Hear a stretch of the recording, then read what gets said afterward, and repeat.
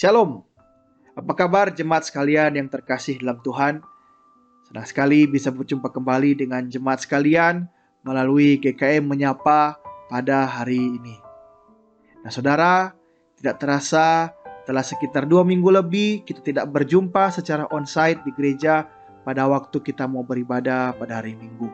Ya, untuk menaati kebijakan pemerintah kita, sekaligus juga karena melihat keadaan pandemi sekarang ini semakin menjadi-jadi. Ya, namun syukurnya kita masih bisa mengikuti ibadah secara online. Memang di masa-masa seperti ini, pertemuan online adalah alternatif terbaik untuk tetap bisa bertatap muka sambil tetap menjaga protokol kesehatan. Ya, itulah tren-tren sekarang ini ya, semua serba online. Nah, berhubungan dengan hal ini, saya sebenarnya punya sebuah rahasia.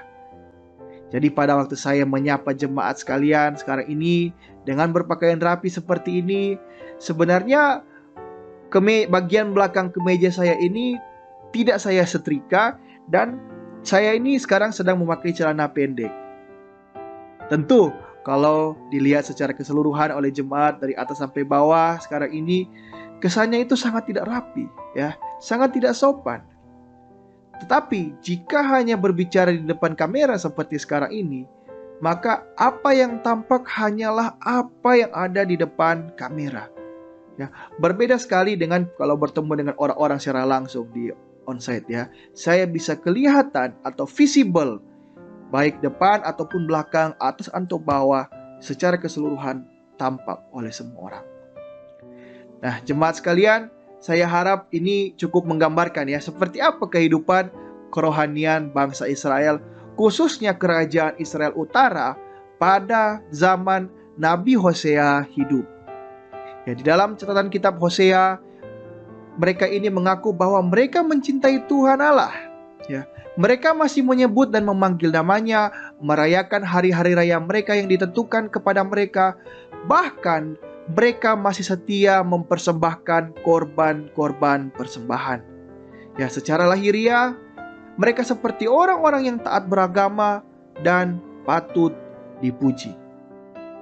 Namun Tuhan melihat hal yang lain.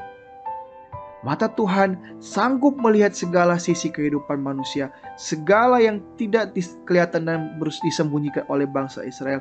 Dan Dia mengetahui segala kemunafikan dan kebusukan mereka, di mana kesetiaan mereka mempertahankan ritual keagamaan juga disertai dengan berbagai penyembahan-penyembahan berhala lain, dan bahkan perbuatan berdosa seperti kejahatan, kecurangan, ketidakadilan, perzinahan, dan berbagai dosa lainnya mereka terus lakukan.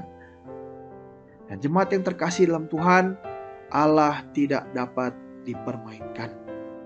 Allah tidak dapat disuap manusia dengan perbuatan baik ataupun banyaknya persembahan yang dapat diberikan oleh mereka untuk menutupi ataupun membenarkan kejahatan mereka. Tidak. Apa yang Allah cari, apa yang Allah nantikan dari mereka adalah hati yang penuh dengan penyesalan dan pertobatan, yang pada akhirnya membuahkan perbuatan tulus untuk mencari Dia dan semakin mengenal pribadinya.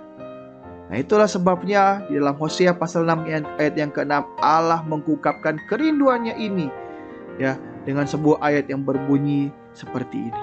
Sebab aku menyukai kasih setia dan bukan korban sembelihan, dan menyukai pengenalan akan Allah lebih daripada korban-korban bakaran. Nah, jemaat sekalian yang terkasih dalam Tuhan, bagaimanakah dengan setiap kita? Apakah hal yang dicari oleh Allah ini dapat ditemukan dalam hidup setiap kita? Di masa-masa serba online sekarang ini, pada waktu kerohanian kita tidak lagi bisa ditentukan dari penilaian orang-orang di sekitar atau dari sekedar taat setianya menjalankan berbagai kebiasaan-kebiasaan agamawi.